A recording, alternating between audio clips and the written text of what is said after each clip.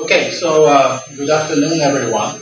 My name is Masashi Hara. I'm assistant professor from Business School University, Tokyo, Japan. It's nice to meet all of you. So I am happy to be here today to discuss critical challenge for Japanese firms operating in middle-income ASEAN economies, how they manage human capital.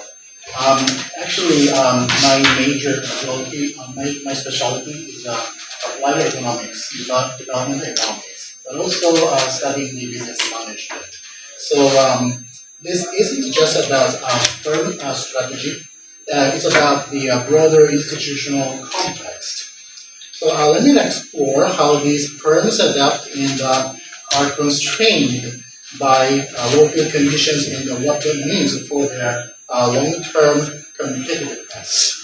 So my focus is on the interplay between education, institutional constraints, and the long-term success of these enterprises. So we'll be looking at the countries primarily like the Philippines and Vietnam, Indonesia, Thailand, and among others. So let's dive into the research problem. Before introducing my research, have you heard about the word middle income trap?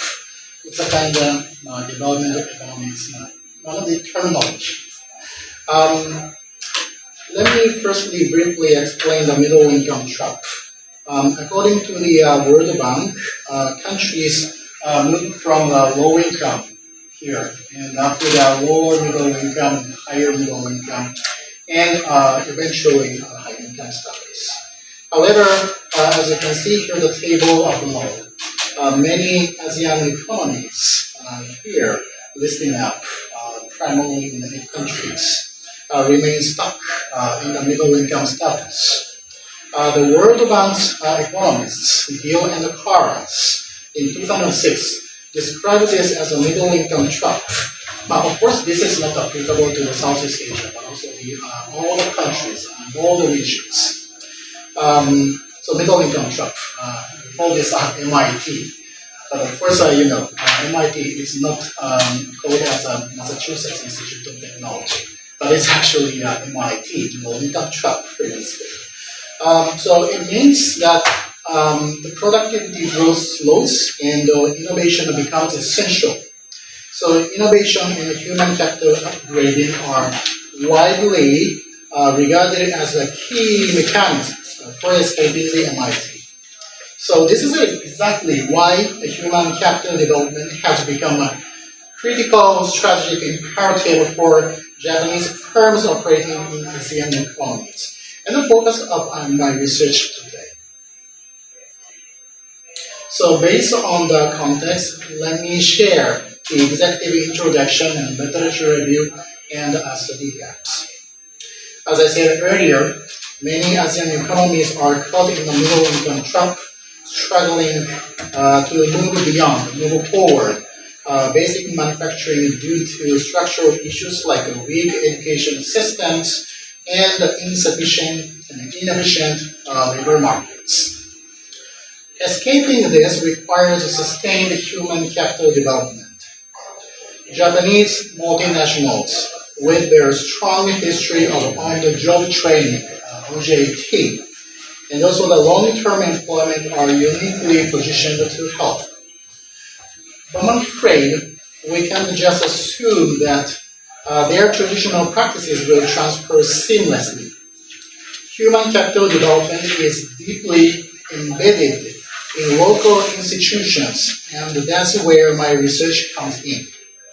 This time, I am moving beyond firm-centric views to understand how these strategies are shaped by the host country's environment.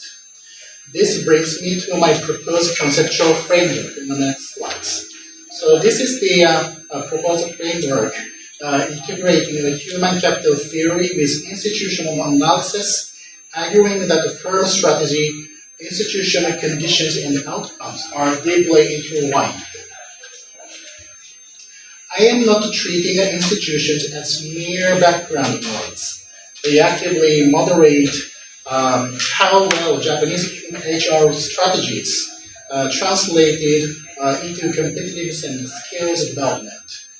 I am talking about things like quality of education, labor market fluidity, and policy coherence. As the study is initial research stage, the methodology involves simply a qualitative document analysis of the 20 key studies and policy brief reports, using a theory-driven coding approach to identify these critical relationships. This allowed me to systematically analyze how these factors interact, and the results were quite telling. The findings clearly show that institutional constraints are the dominant force here. They appear in almost every document that I analyze, far more frequently than firm-level practices like OJT. This tells that macro-level conditions heavily shape the environment for human capital development.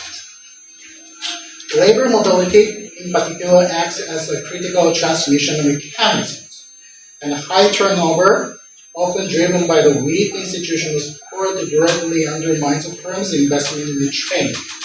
So while firm-level practices like OJT are necessary, surely, they are simply not enough to overcome these structural institutional challenges on their own. So the findings also show that Japanese firms do not just copy their home country with human capital models. They adapt them significantly and often defensively in the middle-income ASEAN economies. So this adaptation isn't just a choice, but a necessity driven by the institutional realities on the ground. The traditional Japanese model with its long-term employment and extensive OJT struggles when the external mobility is high and the general education baselines are weak. So when firms invest heavily in training but workers leave quickly, those investments simply do not pay off. So firms respond by expanding the internal OJT to compensate for skill shortages, segmenting the workforce for targeting and investment, and building up retention strategies like a promotion path. This has led me to a refined theoretical understanding.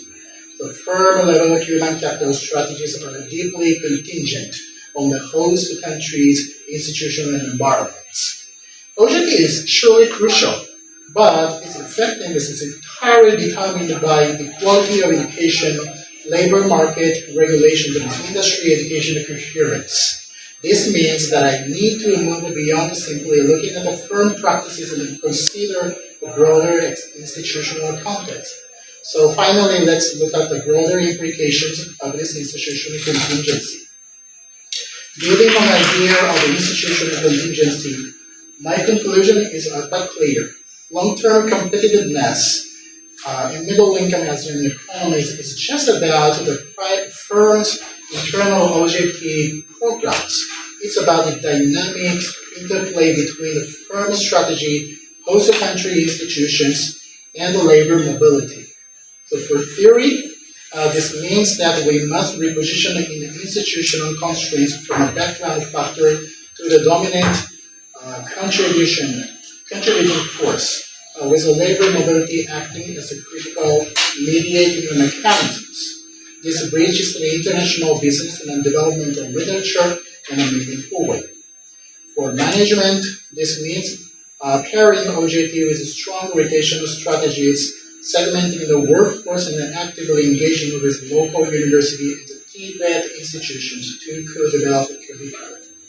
And for finally policy, it means building a coherence across ministries, linking education, labor, and industrial agencies.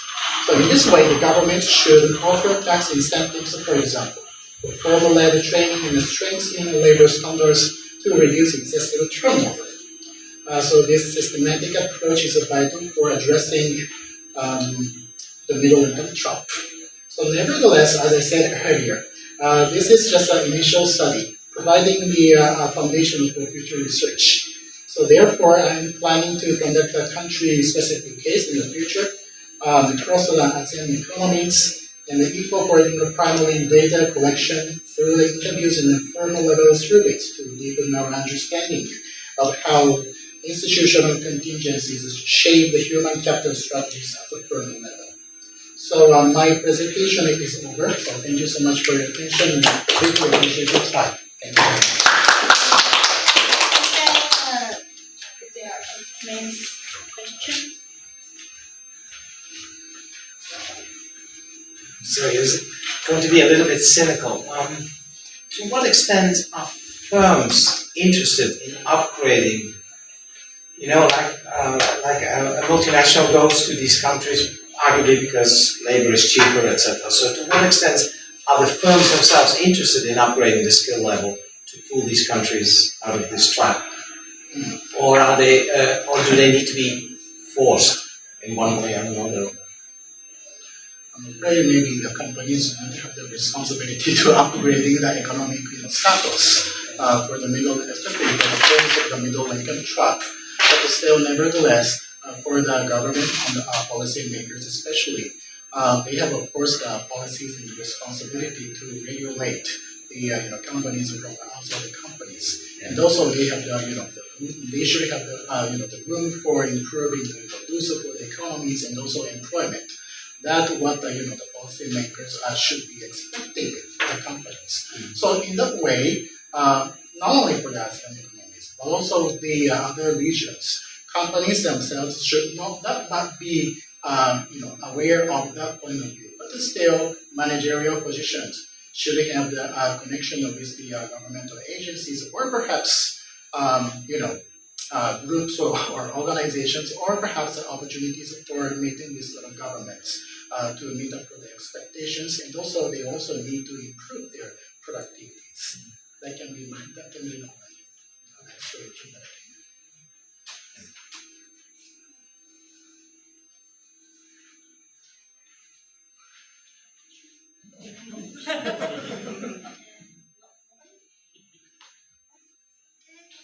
Thank you so much.